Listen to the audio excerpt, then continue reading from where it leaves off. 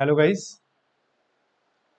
आज इस वीडियो के माध्यम से हम लोग अपना जो एक नेशनल पार्क की सीरीज स्टार्ट किए थे उसको कंटिन्यू करेंगे।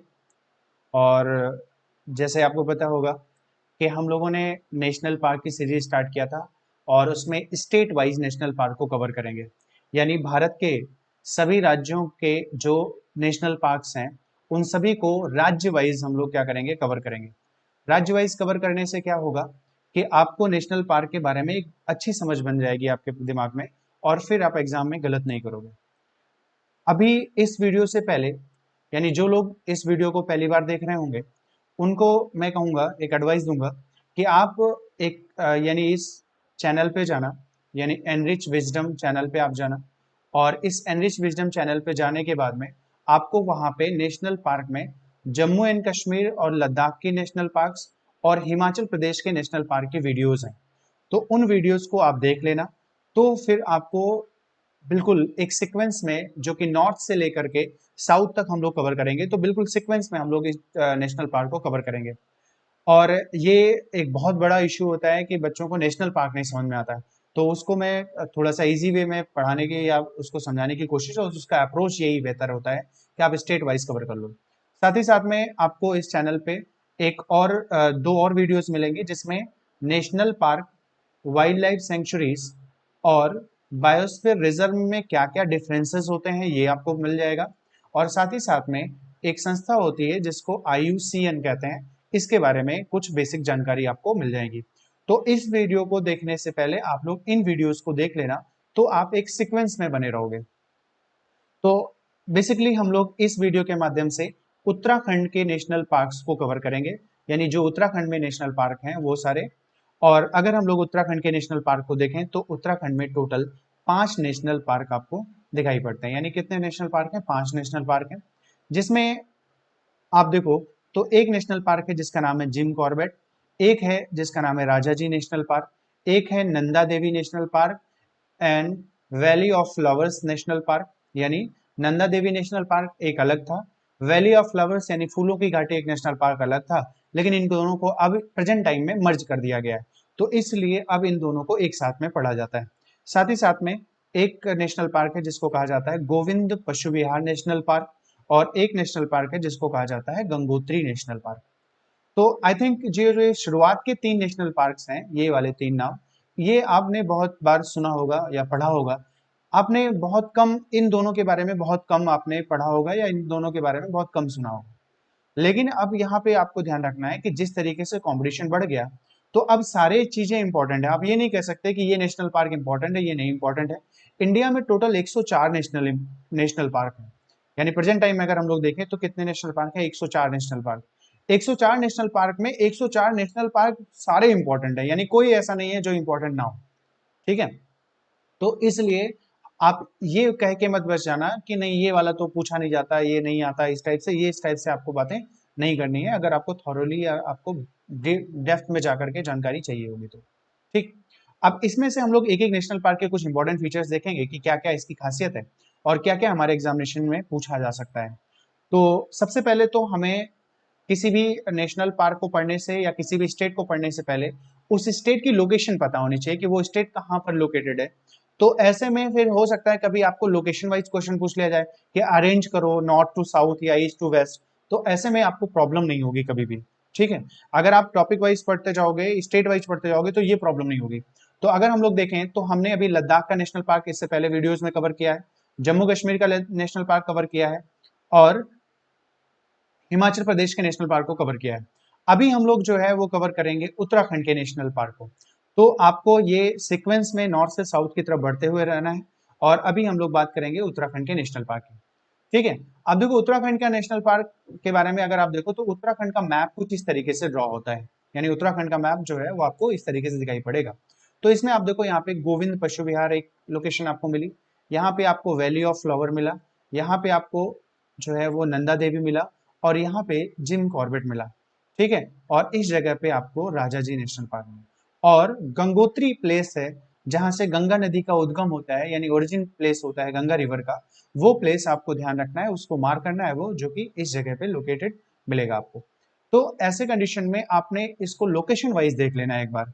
और लोकेशन वाइज हम लोग एक एक करके डिस्कस करेंगे। तो सबसे पहले हम लोग किसके बारे में पढ़ेंगे, gym Jim Corbett national park, जो कि नैनीताल के पास या नैनीताल जिले में स्थित है। ठीक है, और आपने इसका नाम बहुत सुना होगा, जिम कॉर्बेट नेशनल पार्क। इसके बहुत सारी खासियतें जो एग्जामिनेशन में पूछी जाती हैं और पूछी गई हैं, आगे भी पूछी जाती रहेंगी। तो सबसे पहले अगर आप देखो तो ये जो जिम कॉर्बेट नेशनल पार्क है, ये है कहाँ पे, तो इसकी लोकेशन है नैनीताल डिस्ट्रिक्ट में, जिसको अभी हम लोगों ने देखा कि ये नैनीताल डिस्ट्रिक्ट में है। और ये भारत में इसको जो इस्टेब्लिश किया गया था नेशनल पार्क को, ये 1936 में किया गया। और जब 1936 में किया गया तो उस समय भारत में कोई नेशनल पार्क नहीं था। और 1936 में आपको पता होगा कि हम लोग अंग्रेजों के गुलाम हुआ करते थे। तो 1936 में जब ये नेशनल पार्क बना तो ये भारत का पहला नेशनल पार्क बना। लेकिन उस टाइम पे इसका नाम जो है वो जिम कॉर्बेट नहीं था, इसका नाम था हेली नेशनल पार्क। तो यानी जिम कॉर्बेट जो है, जब इसकी इस्टेब्लिशमेंट हुआ, यानी जब इसको इस्टेब्लिश किया गया, इसको स्थापित किया गया, तो इसका नाम था हेली नेशनल पार्क। और ये इंपॉर्टेंट है आपको ये पॉइंट। और इसको 1936 में इस्टेब्लिश किया गया।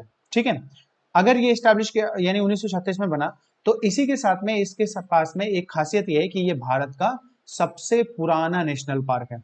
तो अगर ये सबसे पुराना है तो इसका मतलब ये क्या हुआ, भारत का पहला नेशनल पार्क, यानी it is the first national park of the India. तो आपको ये ध्यान रखना है कि क्वेश्चन क्या बनेगा कि first national park of India कौन सा है, तो आपको ये ध्यान रखना है। Oldest national park of India कौन सा है, तो ये भी आपको ध्यान रखना है कि जिम कॉर्बेट जो है वो पहला और सबसे पुराना नेशनल पार्क इंडिया का है। ये भारत का ही सबसे पुराना नेशनल पार्क ही नहीं है, ये पूरे के पूरे एशिया का पहला नेशनल पार्क है। अब आप देखो कि ये पॉइंट आपको बिल्कुल ध्यान में रखना है कि ये भारत का ही नहीं, साथ ही साथ में ये एशिया का पहला नेशनल पार्क है। तो इस वजह से इसकी खासियत और भी बढ़ जाती है। यानी जब कोई भी चीज जो पूरे कॉन्टिनेंट में फर्स्ट टाइम हो रहा है, तो इसके वजह से इसकी इंपॉर्टेंस और ज्यादा बढ़ जाती है। ठीक है, अब ऐसे में इंडिया जो है उसने नेशनल पार्क वगैरह को क्यों बनाया या क्यों स्टैब्लिश किया, ये मैंने आपको वो उस वीडियो में बता रखा है जो जिसमें डिफरेंसेस बता रखे हैं। तो कंजर्वेशन के लिए यानी संरक्षण के लिए बना रखा है। तो भारत में टाइगर्स को बचाने के लिए एक स्पेसिफिक प्रोग्राम चलाया गया भारत में, और एक पर्टिकुलर प्रोग्राम चलाया गया जिसको हम लोग बोलते हैं प्रोजेक्ट टाइगर। ठीक है, यानी टाइगर को कंजर्वेशन करने के लिए हम लोग प्लान किए, और ये प्रोग्राम चलाया गया 1973 में। ये अपने आप में एक क्वेश्चन है, सीधा सीधा क्वेश्चन पूछा जाएगा कि प्रोजेक्ट टाइगर कब लॉन्च किया गया, तो 1973 में लॉन्च किया गया। तो जब प्रोजेक्ट टाइगर लॉन्च किया गया तो ये देखा गया कि अच्छा टाइगर कहाँ कहाँ पर पाए जाते हैं, जहां जहां पर टाइगर पाए जाएंगे वहां पे उसको उस एरिया को कंजर्व किया जाए। और मैं आपको प्रोजेक्ट टाइगर पे एक इंडिविजुअल वीडियो प्रोवाइड करूंगा जिसमें पूरी डेप्थ में प्रोजेक्ट टाइगर की डिटेल होगी, जिसमें प्रोजेक्ट टाइगर से रिलेटेड जितने भी डायमेंशन है वो सारे कवर करूंगा। तो प्रोजेक्ट टाइगर जो है वो 1973 में लॉन्च किया गया, और जब लॉन्च किया गया तो ये पहला प्लेस हुआ, यानी जहां पर प्रोजेक्ट टाइगर के तहत इसको टाइगर कंजर्वेशन एरिया भी घोषित किया गया। तो ऐसे में प्रोजेक्ट टाइगर्स के अंतर्गत टाइगर रिजर्व डिक्लेयर किया जाता है। तो भारत का पहला टाइगर रिजर्व जो डिक्लेयर हुआ वो भी कौन सा हुआ, ये जिम कॉर्बेट नेशनल पार्क। तो Jim Corbett national park Bharat का पहला नेशनल पार्क तो है ही है, साथ ही साथ में ये भारत का पहला प्रोजेक्ट टाइगर के तहत टाइगर रिजर्व डिक्लेयर किया गया वो भी है। तो it is the first tiger reserve of the India. Clear, तो ये पॉइंट आपको ध्यान रखना है। ये जो जिम कॉर्बेट है, ये जो इसमें जिम कॉर्बेट वर्ड आया, ये जिम कॉर्बेट एक शूटर हुआ करते थे, और ये उन जानवरों को मारते थे जो इंसानों के लिए खतरा उत्पन्न करते थे। तो ऐसे जानवरों को मारते थे, और इन्हीं शूटर के नाम पे ही क्या है इसका नाम रख दिया गया। शुरुआत में जिम कॉर्बेट का नाम शुरू में आपको देखो कि 1936 से लेकर के 1954 तक इसका नाम जो था वो हेली नेशनल पार्क था। यानी 1936 से 1954 तक इसका नाम हेली नेशनल पार्क था। फिर 1954 और 55 तक एक साल के लिए इसका नाम बदल के कर दिया गया रामगंगा नेशनल पार्क। तो आपको यह ध्यान रखना है कि इसका नाम बीच में क्या हो गया था, रामगंगा नेशनल पार्क। और फिर 1955-56 में इसका नाम चेंज करके कर दिया गया कॉर्बेट नेशनल पार्क, और जो अभी तक है यानी टिल नाउ अगर देखा जाए तो इसका नाम क्या है, जिम कॉर्बेट या कॉर्बेट नेशनल पार्क। ठीक है, जिम कॉर्बेट एक शूटर थे जिनके नाम पे ये रखा गया है, और वो ऐसे जानवरों को मारते थे जो खतरा उत्पन्न करते थे। अब इसका रामगंगा नेशनल पार्क नाम इसलिए रखा गया क्योंकि इस नेशनल पार्क के रीजन से या इसके किनारे से रामगंगा नदी बहती है, जो कि गंगा नदी की एक सहायक नदी है, यानी ये गंगा रिवर की एक ट्रिब्यूटरी है। तो ऐसी कंडीशन में आपको ध्यान रखना है कि जिम कॉर्बेट नेशनल पार्क किस नदी के किनारे पर लोकेटेड होगा, तो वो Ramganga river, and Ramganga is the tributary of the Ganga river. ठीक है, तो ये इंपॉर्टेंट पॉइंट्स हैं जो कि जिम कॉर्बेट से रिलेटेड हैं, जिसको आपको ध्यान रखना ही रखना है। ये सारे पॉइंट अपने आप में क्वेश्चन है, सारे पॉइंट इंपॉर्टेंट है, पूछे जा सकते हैं। अब ऐसे में टाइगर्स यानी जो भी नेशनल पार्क्स होते हैं, उन नेशनल पार्क्स में कंजर्वेशन होता है, और कंजर्वेशन में बेसिकली हम लोग देखते हैं कि दो टाइप का कंजर्वेशन यानी दो कंजर्वेशन होता है। आप या तो पेड़ पौधों को बचाओगे साथ ही साथ में, और जानवरों को बचाओगे, तो फ्लोरा और फाउना दोनों का कंजर्वेशन होता है। तो हम लोग देखते हैं कि यहाँ पे क्या क्या कंजर्वेशन है, यानी किन किन चीजों को कंजर्व किया गया। तो आपने देखा था कि ये टाइगर रिजर्व डिक्लेयर किया गया, तो इसका मतलब यहाँ पे टाइगर पाया जाता होगा, तभी तो टाइगर रिजर्व डिक्लेयर किया गया। यहाँ पर लेपर्ड पाया जाता है, यानी लेपर्ड का मतलब क्या हुआ, तेंदुआ, तेंदुआ पाया जाता है। और टाइगर का मतलब क्या होता है, बाघ। ठीक है, और चीता जो होता है, चीता को इंग्लिश में और हिंदी में दोनों में चीता ही कहा जाता है, ध्यान रखना। तो चीता अलग होता है, टाइगर अलग होता है। टाइगर को हिंदी में बाघ कहते हैं और चीता को हिंदी में चीता ही कहा जाता है। तो टाइगर और लेपर्ड, यहाँ पे डिफरेंट टाइप की कैट्स पाई जाती हैं, जिसमें एक लेपर्ड कैट होती है, एक फिशिंग कैट होती है और एक जंगल कैट होती है, जिसमें मैंने आपको पहले की वीडियोस में लेपर्ड कैट की पिक्चर भी दिखाई थी। Barking deer, sambar deer, hog deer, chital, ये सब डियर की प्रजाति हैं जो पाई जाती है यहाँ पे।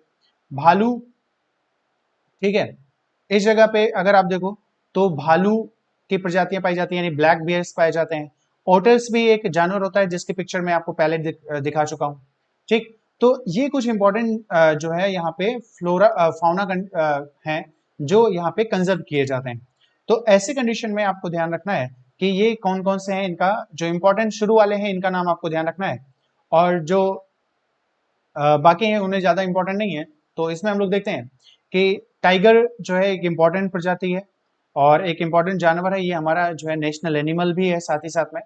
तो ऐसे कंडीशन में इसके बारे में हम लोग कुछ इंपॉर्टेंट पॉइंट देख लेते हैं कि ये नेशनल एनिमल है। तो आपको ध्यान रखना है कि टाइगर या बाघ जो है वो हमारा राष्ट्रीय पशु है। इसका साइंटिफिक नेम जो है वो आपको याद रखना है। IUCN की जो रेड डेटा लिस्ट है, उस लिस्ट में इसको एंडेंजर्ड कैटेगरी में शामिल किया गया, यानी इसको किस में शामिल किया गया है, संकटग्रस्त कैटेगरी में शामिल किया गया। तो ये IUCN की लिस्ट में संकटग्रस्त है, और इसकी प्रजाति यानी इसकी जो संख्या है बहुत तेजी से गिर रही थी। तो जब तेजी से संख्या गिर रही थी तो उस संख्या को फिर से हमें लाने के लिए हमने प्रोजेक्ट टाइगर लॉन्च किया, यानी हमने जो है एक टाइगर प्रोजेक्ट चलाया 1973 में, जिसके बारे में हमने आपको पहले ही बताया अभी। और अगर प्रेजेंट टाइम में देखा जाए तो हमने 50 एरियाज जो है उसको टाइगर्स के लिए रिजर्व कर रखा है, यानी टाइगर्स को पर्टिकुलरली उस रीजन में हमने डिक्लेयर कर रखा है कि ये रीजन 50 जो है वो टाइगर्स के लिए ज्यादा यूजफुल है, तो उसे टाइगर रिजर्व के रूप में डिक्लेयर कर रखा हम लोगों ने। ठीक है, बाकी डिटेल आपको प्रोजेक्ट टाइगर के बारे में एक अलग वीडियो में अवेलेबल होगी इसी चैनल पे, तो आपको वहां पे देखना होगा। अब उसके बाद में बार्किंग डियर, बार्किंग मतलब आप समझते होंगे। ठीक है, बार्किंग डियर जो है वो ये आपको पिक्चर में दिखाई पड़ रही है, ये डियर है, और इसको जो है रिफ फेस डियर भी कहा जाता है, ये भी इस एरिया में पाई जाती है। तो ये इंपॉर्टेंट पॉइंट है, आपको ध्यान रखना है यहाँ पे, ये लीस्ट कंसर्न है, बट इसका जो नाम का फीचर है, इस नाम की वजह से पूछा जाएगा, आपसे पूछा जाएगा बार्किंग डियर कहाँ पे पाई जाती है, या बार्किंग डियर किस रीजन में पाई जाती है, तो हिमालयन रीजन में आपको ध्यान रखना है। और इस काजीरंगा सॉरी इस जिम कॉर्बेट नेशनल पार्क में ये पाई जाती है। तो ये बार्किंग डियर। लॉकडाउन के ड्यूरेशन में एक जानवर बहुत ज्यादा फेमस में था और ये था पेंगोलिन। आपने देखा होगा सोशल मीडियाज पे, चाइना में लोग जो है इसको खाते हैं, इसको लेकर के इंडिया में बहुत बार बहुत ज्यादा ये वायरल हुआ, सोशल मीडिया पे बहुत सर्कुलेट हो रहा था। तो पेंगोलिन जो है वो भी यहाँ पर पाई जाती है, और आपको ध्यान रखना है इसको थिक टेल्ड पेंगोलिन भी कहा जाता है। थिक मतलब मोटा, टेल्ड आप देखो इसकी ये जो पूंछ है ये बहुत मोटी है, और ये भी IUCN की लिस्ट में एंडेंजर्ड है, यानी ये क्या है, संकटग्रस्त है, यानी इनकी संख्या भी बहुत ज्यादा नहीं है, और जितनी है उसको भी लोग जो है वो खत्म कर रहे हैं। तो ऐसे कंडीशन में ये एंडेंजर्ड कैटेगरी में है। और ये बेसिकली इंसेक्ट्स वगैरह को खाते हैं, इसलिए इनको इंसेक्टिवोर्स कहा जाता है। यानी जो कीट पतंगे होती हैं वो ये खाते हैं, तो इनको कीट भक्षी कहा जाता है। ठीक है, और ये क्यों थ्रेट में आ गए, यानी क्यों इनके ऊपर संकट आ गया, क्योंकि इनको मीट के लिए जो है बहुत बड़ी मात्रा में मारा जाता है, और चाइना में इनका मीट जो है बहुत ज्यादा जो है वो फेमस है, यानी लोग वहां पे पसंद करते हैं। ठीक, साथ ही साथ में इनके बॉडी पार्ट से मेडिसिन का यूज किया जाता है, मेडिसिन बनाई जाती है, तो जानवरों को कई बार मेडिसिन के लिए भी मारा जाता है। ठीक, तो ये आपको ध्यान रखना है कि ये पेंगोलिन जो है वो इम्पोर्टेंट है। इस बार में लॉकडाउन के दौरान सोशल मीडिया पे सर्कुलेट होने की वजह से ये इंपॉर्टेंट हो गई है। इसके साइंटिफिक नेम वगैरह आप ध्यान रखना, ये पूछा जा सकता है। अब उसके बाद में उत्तराखंड में जो नेक्स्ट नेशनल पार्क है जिसके बारे में हमें पढ़ना है दूसरा, वो है राजाजी नेशनल पार्क। ठीक है, तो दूसरा नेशनल पार्क जो है वो कौन सा है, राजाजी नेशनल पार्क। ये आपको ध्यान रखना है, राजाजी नेशनल पार्क उत्तराखंड में है, और ये उत्तराखंड में 3 जिलों में फैला हुआ है। यानी उत्तराखंड में राजाजी नेशनल पार्क 3 जिलों में है इसका एरिया, जिसमें एक जिला हरिद्वार, दूसरा देहरादून, और तीसरा जिला जो है वो पौड़ी गढ़वाल। तो पौड़ी गढ़वाल, हरिद्वार, देहरादून, ये 3 जिले ऐसे हैं जिसमें राजाजी नेशनल पार्क जो है वो फैला हुआ है। और इस राजाजी नेशनल पार्क का जो नाम रखा गया है वो मिस्टर सी राजगोपालाचारी, इनके बारे में आपने पहले से पढ़ा होगा। ठीक है, मिस्टर सी राजगोपालाचारी, जो राजगोपालाचारी हैं, इनके बारे में आपने पढ़ा होगा, और इन्हीं के नाम पे इसका नाम रखा गया है राजा जी नेशनल पार्क। इनको वहां पे लोग राजा जी कहते थे, इसलिए इसका नाम राजा जी नेशनल पार्क रखा गया। यहाँ पे जो मेन नदी है वो गंगा नदी है, और एक छोटी सी नदी है जिसको सोंग नदी कहा जाता है। तो ऐसे कंडीशन में आपको ध्यान रखना है कि गंगा रिवर जो है ये एक इंपॉर्टेंट रिवर है यहाँ पे इस रीजन में, और एक छोटी सी नदी है जिसको सोंग रिवर कहा जाता है, वो इस एरिया से बहती है। इस नेशनल पार्क को नेशनल पार्क के रूप में 1983 में डिक्लेयर किया गया, यानी राजाजी नेशनल पार्क को 1983 में नेशनल पार्क के रूप में डिक्लेयर किया गया, और इसको टाइगर रिजर्व भी डिक्लेयर किया गया 2015 में।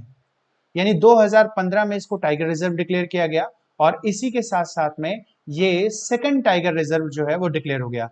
तो फर्स्ट टाइगर रिजर्व ऑलरेडी कौन सा है, जिम कॉर्बेट, और सेकंड टाइगर रिजर्व उत्तराखंड का कौन सा हो गया, राजाजी नेशनल पार्क। ठीक है, तो ये आपको ध्यान रखना है कि ये नेशनल पार्क है, और इसकी लोकेशन जो है वो यहाँ पे शिवालिक रेंज है, और शिवालिक रेंज के बाद में ये वाला जो एरिया है, ये वाला एरिया मैदानी भाग है। तो ये शिवालिक रेंज और मैदान के बीच में लोकेटेड है। तो गंगा का जो प्लेन एरिया है या गंगा का मैदान क्षेत्र जो है, उनके बीच में ये लोकेटेड एक इंपॉर्टेंट नेशनल पार्क है, जिसके बारे में आपको पता होना चाहिए। ये सारे इंपॉर्टेंट पॉइंट है।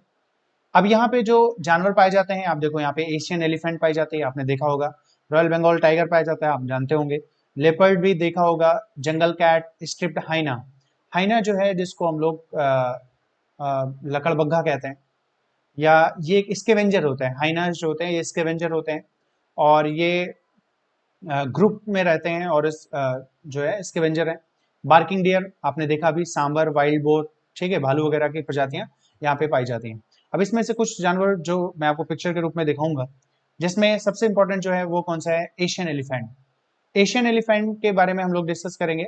और एलिफेंट जो है वो अभी भी हमारे यहाँ पे जो है न्यूज में रहती है। कई बार एलिफेंट जो है हमारे यहाँ पे दुर्घटनाग्रस्त हो जाती हैं, इस वजह से लगातार न्यूज में रहती हैं। तो आप यहाँ पे देखो कि ये सबसे इम्पोर्टेंट एलिफेंट्स हैं जो एशिया रीजन में पाई जाती हैं। और आपको ये ध्यान रखना होगा कि हाथियों के अलग अलग जो है वो प्रजातियां हैं जो अलग अलग कॉन्टिनेंट से अलग अलग देशों में पाई जाती हैं।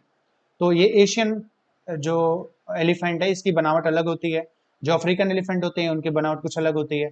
तो आपको ये ध्यान रखना है। आईयूसीएन की लिस्ट में ये भी कैसी है, एंडेंजर्ड है, यानी ये भी कैसी है, संकटग्रस्त है। और ये आपको ध्यान रखना है कि ये एशिया के रीजन में लैंड एरिया पे लिविंग लार्जेस्ट एनिमल है। ठीक है, तो ये हम लोग जानते हैं। और हाथियों को बचाने के लिए भारत सरकार के द्वारा 1992 में एक प्रोजेक्ट चलाया गया, जिसको प्रोजेक्ट एलिफेंट कहा जाता है।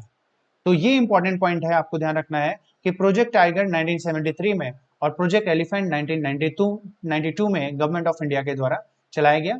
और प्रेजेंट टाइम में हमारे पास में 32 एलिफेंट्स रिजर्व हैं।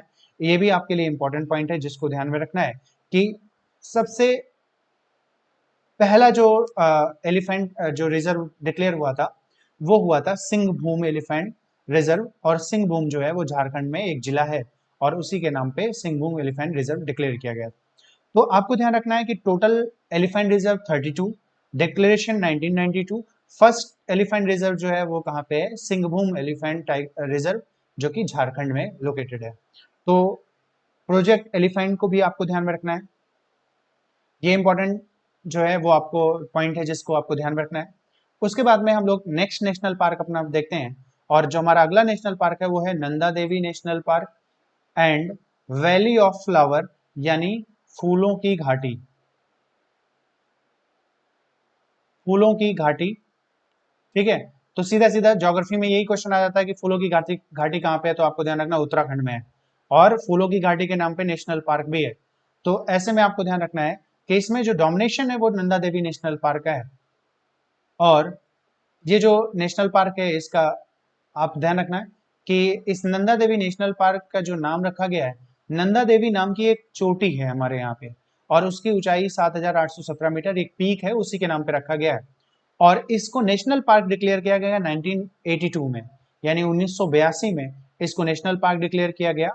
और कुछ नेशनल पार्क्स ऐसे हैं जिनकी इंटरनेशनल लेवल पे या जिनकी फ्लोरा फाउना के कंडीशन में वो रिच हैं और उनको कंजर्व करने की जरूरत ज्यादा है, तो ऐसे में यूनेस्को उन्हें वर्ल्ड हेरिटेज साइट में इन्वॉल्व करता है। तो ऐसे में ये जो नेशनल पार्क है इसको 1988 में यूनेस्को ने अपनी विश्व विरासत सूची या वर्ल्ड हेरिटेज लिस्ट में शामिल कर लिया। तो कई बार आपसे क्वेश्चन ऐसा भी पूछा जा सकता है, अगर आप यूपीएससी का एग्जाम दो तो आपको अगर मान लीजिए 4 नेशनल पार्क के नाम दे दिया, एक ए बी सी करके कोई भी नेशनल पार्क, और उनमें से पूछा जाएगा कि इनमें से कौन सा नेशनल पार्क ऐसा है जो वर्ल्ड हेरिटेज साइट में या वर्ल्ड हेरिटेज साइट जो यूनेस्को के द्वारा डिक्लेयर की जाती है उसमें नहीं है, तो 3 दिया जाएगा, एक कोई नहीं दिया जाएगा। तो आपको पता होना चाहिए कि कौन कौन सा है कौन कौन सा नहीं है। इस टाइप से एक टफ क्वेश्चन बनाया जाता है। अब उसके बाद में देखो कि जो ये नंदा देवी नेशनल पार्क है इसको बाद में एक्सपैंड कर दिया गया, बढ़ा दिया गया, कब, 2005 में। और इसको एक्सपैंड करके जो फ्लावर नेशनल पार्क यानी जो valley of flower national park का एरिया है उसको मिला दिया गया, एक साथ में मिला दिया गया। अगर आप पहले के देखो यहाँ पे डायग्राम में, तो आप देखो यहाँ पे कि ये वाला जो रीजन है ये वैली ऑफ फ्लावर है, और ये वाला जो है वो नंदा देवी है। तो इसको एक्सपेंड करके और ये दोनों पूरा एरिया क्या है एक साथ में मिला दिया गया। तो अब इन दोनों को एक साथ पढ़ा जाता है Nanda Devi national plus Nanda Devi plus valley of flower national park. तो ये पूरा का पूरा एक्सपेंशन किया गया नंदा देवी नेशनल पार्क का। तो ये आपको ध्यान में रखना है कि 2005 में इन दोनों को मर्ज कर दिया गया, और मर्ज करके इनका नाम जो है वो एक साथ में कर दिया गया। अब इस एरिया में जो जानवर पाए जाते हैं आप देखो इसमें कि स्नो लेपर्ड, ठीक है, यानी स्नो लेपर्ड का मतलब क्या हुआ, हिम तेंदुआ। और हिम तेंदुआ के बारे में मैंने आपको जो जम्मू कश्मीर वाली वीडियो है उसमें पूरा डिटेल में बताया है। हिमालय ब्लैक बेयर के बारे में भी वहां पे डिटेल में बताया है। लंगूर आप जानते ही होंगे। हिमालयन मस्क डेयर जो है, यानी हिमालय में जो कस्तूरी जो हिरन पाई जाती है उसके बारे में, ठीक है। सीरो एक बकरी की प्रजाति होती है, हिमालयन तार ये भी एक बकरी की प्रजाति होती है, ये सारे यहाँ पर पाए जाते हैं। नंदा देवी जो नेशनल पार्क है यानी ये जो रीजन है, यहाँ पे बहुत बड़ी मात्रा में वृक्ष ऐसे पाए जाते हैं जिनकी बहुत इंपॉर्टेंस होती है, यानी वो जड़ी बूटी के पॉइंट ऑफ व्यू से बहुत इंपॉर्टेंट होते हैं, मेडिसिन के पॉइंट ऑफ व्यू से यानी जड़ी बूटी के पॉइंट ऑफ व्यू से बहुत इंपॉर्टेंट होते हैं। तो इस रीजन में बड़ी मात्रा में फ्लोरा वेराइटी भी पाई जाती है। फ्लोरा वेराइटी मतलब पेड़ पौधों की जो वेराइटीज होती हैं वो बड़ी मात्रा में यहाँ पे पाई जाती है। उत्तराखंड का जो लास्ट नेशनल पार्क है जिसके बारे में हम लोगों को देखना है, उसकी लोकेशन मैंने आपको पहले स्टार्टिंग में दिखाई है। गोविंद पशु विहार भी कहा जाता है इसको, या गोविंद नेशनल पार्क भी कहा जाता है, ठीक है। आप यहाँ पे देखो कि उत्तर प्रदेश और उत्तराखंड पहले एक ही साथ में था, यानी जब हम लोग 2000 से पहले की बात करते हैं तो वहां पे उत्तराखंड और यूपी जो है वो एक साथ था। और उत्तर प्रदेश के जो पहले मुख्यमंत्री थे उनका नाम था मिस्टर गोविंद बल्लभ पंत। तो गोविंद बल्लभ पंत जो थे इन्हीं के नाम पे इस नेशनल पार्क का नाम रखा गया। तो he was the first chief minister of the Uttar Pradesh. तो ये ध्यान रखना है आपको कि इसका नाम गोविंद नेशनल पार्क जो है वो गोविंद बल्लभ पंत के नाम पे रखा गया, और इसको स्टैब्लिश किया गया 1955 में, ठीक है। और इसकी लोकेशन कहाँ पे है, उत्तरकाशी डिस्ट्रिक्ट जो कि उत्तराखंड का एक डिस्ट्रिक्ट है वहां पर लोकेटेड है। और ये आप देखो यहाँ पे एक इंपॉर्टेंट पॉइंट है कि इंडियन गवर्नमेंट ने हमारे देश में जो हिम तेंदुआ है या जो स्नो लेपर्ड है उसको भी बचाने का प्रयास किया, और उसके लिए भी हमने प्रोजेक्ट स्टार्ट किया। तो जो हमारे यहाँ पे हिम तेंदुआ को बचाने का प्रोजेक्ट की शुरुआत की गई, वो शुरुआत कहाँ से की गई? गोविंद नेशनल पार्क से। तो आपको ध्यान रखना है कि प्रोजेक्ट स्नो लेपर्ड जो है उसकी स्टार्टिंग कहाँ से की गई? वो की गई इस नेशनल पार्क से, और ये कब की गई? 2009 में। तो ये इंपॉर्टेंट है। आपने 3 प्रोजेक्ट्स देखे, snow leopard project, elephant project और साथ ही साथ में टाइगर प्रोजेक्ट। ये सारे इंपॉर्टेंट प्रोजेक्ट्स हैं, इनको आपको ध्यान रखना है, इनका ईयर आपको ध्यान रखना है, ये पूछे जाएंगे कहीं ना कहीं एग्जामिनेशन में जरूर पूछे जाएंगे। और साथ ही साथ में यहाँ पर ये सारे जानवर जो हैं वो इंपॉर्टेंट है। इन जानवरों के बारे में हम लोग पहले डिस्कस कर चुके हैं, तो आपको ये इंपॉर्टेंट पॉइंट है जहां पे इसको पॉइंट को ध्यान में रखना है। तो इसके बाद में जो नेक्स्ट हमारा नेशनल पार्क है जो उत्तराखंड में लोकेटेड है, वो है गंगोत्री नेशनल पार्क। ठीक है, गंगोत्री नेशनल पार्क जो है वो गंगोत्री ग्लेशियर के आधार पर नाम इसको दिया गया है, और गंगोत्री प्लेस है जहां से ये गंगोत्री ग्लेशियर है, और वहां से गंगा नदी का ओरिजिन होता है। उसी आधार पे देखो यहाँ पे कि इसको 1989 में जो है वो डिक्लेयर किया गया। इसके इंपॉर्टेंट पॉइंट आपको यहाँ पे ध्यान रखना है कि गौमुख है या गोमुख है, वहां से गंगा नदी उद्गम होती है, इसी आधार पे इसको रखा गया। Bharal, blue sheep, black bear, brown bear, Himalayan snowcock, Himalayan thar, musk deer, ये सब यहाँ पे पाए जाने वाली इंपॉर्टेंट जो है वो फौना की कुछ टाइप्स यानी फौना की कुछ एग्जाम्पल्स हैं। तो ऐसे कंडीशन में आपको ये ध्यान रखना है कि उत्तराखंड में इतने नेशनल पार्क हैं जो कि हमारे लिए इंपॉर्टेंट है, और इनके कुछ फीचर्स आपको ध्यान रखना है। ये सारे इंपॉर्टेंट है, इसमें आप ये नहीं कह सकते हो कि ये नेशनल पार्क हमारे लिए इंपॉर्टेंट नहीं है, सारे इंपॉर्टेंट है। और मैंने आपको बताया कि 104 नेशनल पार्क हैं, ये सारे के सारे नेशनल पार्क आपके लिए इंपॉर्टेंट है। कई बार लोग बोलते हैं कि नहीं ये इंपॉर्टेंट नहीं है, कुछ लिस्ट बता देते हैं, पर्टिकुलर लिस्ट। तो वो पर्टिकुलर लिस्ट का जो एग्जाम बेसिस होता है, वो बेस ये होता है कि ये लोग ये देखते हैं कि कौन सा बार बार पूछा जा रहा है। जो बार बार पूछा जा रहा है उसको तो बताते हैं इंपॉर्टेंट है, और वो उनको नहीं बताते जो किसी कारण से अगर वो न्यूज में आ गया तो वो भी पूछा जा सकता है। तो आपको ये ध्यान रखना है कि कोई ज्यादा इंपॉर्टेंट नहीं है, कोई कम इंपॉर्टेंट नहीं है, जो न्यूज में होता है किसी कारण से वही इंपॉर्टेंट होता है उस साल के एग्जाम के लिए। जैसे अभी आप एग्जाम्पल में देखो तो आपने देखा होगा कि गोल्डन टाइगर किसी एक नेशनल पार्क में पाया गया, वो इंपॉर्टेंट है। कहीं पर फ्लड कंडीशन आई है, बाढ़ आई हुई है, वहां का नेशनल पार्क सारे इंपॉर्टेंट हो जाएंगे। ठीक, तो हम लोग वहां पे पहुंचेंगे तो वहां पे डिस्कस करेंगे। तो इस नेशनल पार्क वो आपको एक एक स्टेट का नेशनल पार्क कवर करना है। नेशनल पार्क पढ़ने का जो मैं आपको तरीका बता रहा हूँ ये आपको फॉलो करोगे तो आपको बेहतर तरीके से समझ में आएगा।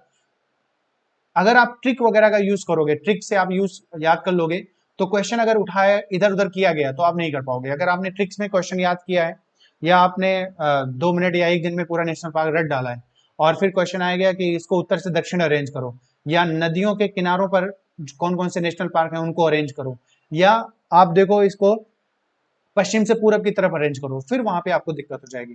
तो भले ही आपको थोड़ा सा टाइम लगे नेशनल पार्क को याद करने में या समझने में, लेकिन वो टाइम आप दीजिए, और उसको इस तरीके से पढ़िए कि वो आपको मैप के आधार पे आपको दिमाग में बैठा रहे। ठीक है, तो आई होप आपको समझ में आया होगा।